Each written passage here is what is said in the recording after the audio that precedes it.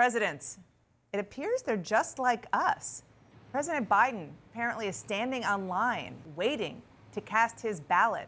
Joseph Biden now voting. Take a moment and put that away. Put it in your pocket. And this is your ballot. You can step right on up there. Put that machine right there. Whatever one you want. What you're looking at is Joe Biden just voted. He waited online. He just voted. Just real quick, he voted for Kamala Harris. He had hoped he was voting for himself. Well, we assume he did not write it himself. No, I mean before he left the race. He has endorsed Manu. But it's remarkable that this is just, a few months ago that this has all changed. In a matter of months, he thought it would be him on that ballot, and it obviously is not. What a change. Mr. President, can you come here and comment on former President Trump's rally yesterday? He was saying a bunch of stuff about immigrants. Just simply embarrassing. It's beneath any president, but that's what we're getting used to. That's why this election is so important. You know, most of the presidential scholars I've spoken to talk about the single most consequential thing about a president is character. Character. And he puts that in question every time he opens his mouth. Mr. President, Egypt has a new proposal to ceasefire, 2-day ceasefire between Israel and Hamas. What do you think about it? My staff is talking to them right now. I'm going to get out here, get in a secure line, and follow up on that. We need a ceasefire. We should end this war. It should end, it should end, it should end. Prime Minister Netanyahu stressed that negotiation under fire is better than negotiation during ceasefire. What do you think about that? I'll reserve that for my discussion with him. Mr. President, can you talk a little bit? Are we going to see you with Vice President Harris? But also, do you wish more candidates like Lisa Rochester were using you? Well, I've done a lot of surrogate stuff, and the fact of the matter is that I've also had to be president at the same time. So I've been in all the battleground states. I've been campaigning, but I also have to continue my job as president. I've been on the trail. We talk all the time, and they're asking me where they think I should be to help them the most. I'm going to be in Pennsylvania, going to head to Scranton and a few other places. Concerned about North Korea? 10,000 troops now? Yeah. And you got, I don't know, it's very dangerous. It's very dangerous. And the idea that Kamala's opponent is talking to Putin and discussing what should be done. I mean, anyway. Sir, Elon Musk is handing out checks to unregistered voters to register. $1 million. Do you think that's legal conduct? Do you think that's election interference? I think it's totally inappropriate. How about these Washington Post not... Vice President Harris is taking her closing message to Battleground Michigan today. She'll focus on manufacturing and the industry that is a very key part of the economy in that must-win state.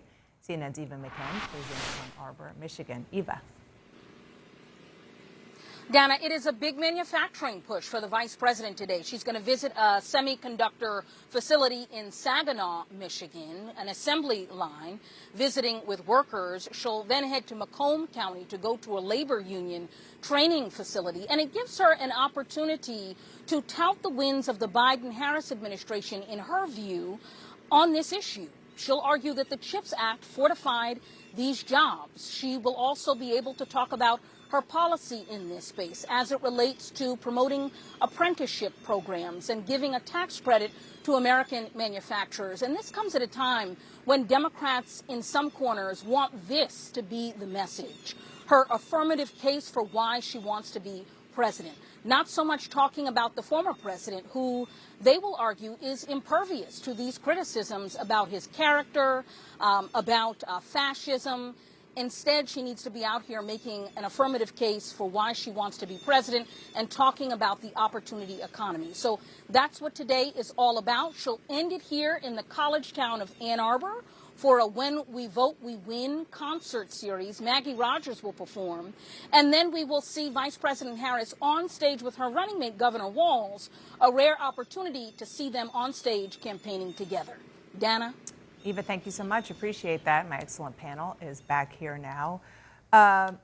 Manu, the whole idea of what Eva touched on there, and we're all hearing this from various Democratic sources, saying, is this the right thing to do? Some saying flat out it is not the right thing to do, to focus on fascism. The pro-Harris super PAC, sort of, who's not legally allowed to talk to the Harris campaign, instead put out a memo, so to get the information to Just an them FYI. through us. Attacking Trump's fascism is not that persuasive.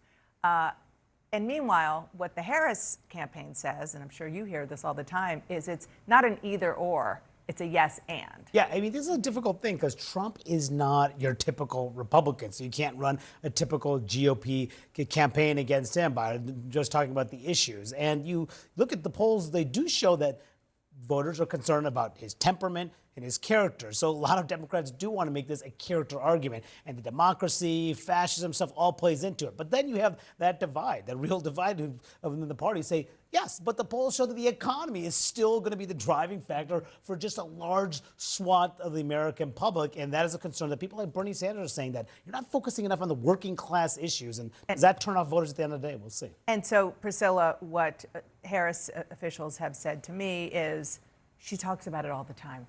It's just other stuff may get a little bit more attention by us in the media, but she talks about it all the time, pointing to, just for one example, her answer to Norah O'Donnell on CBS. It's going to be lowering costs and a package of legislation that is about lowering cost, again, on the issue of housing, small businesses, child tax credit, basically putting more money in the hands of American working people, but also cutting middle-class taxes. A priority in equal form is going to be what we need to do to deal with reproductive health care and reinstate the freedoms and the rights that all people should have and women should have over their own body. And then dealing with immigration, and in particular border security, and bringing back up that bipartisan bill that Donald Trump killed so we can get more resources down to the border.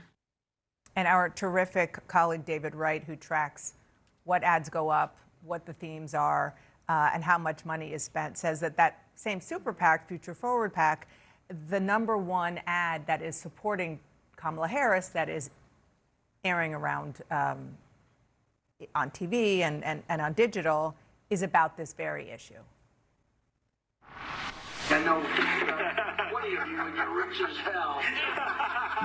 We're going to give you tax cuts. We're going to pay you. I am not rich as hell. I work hard. I scrape to get by. Donald Trump wants to give tax breaks to billionaires, but Kamala Harris has plans to help us. She's going to crack down on price gouging and cut taxes for working people like me.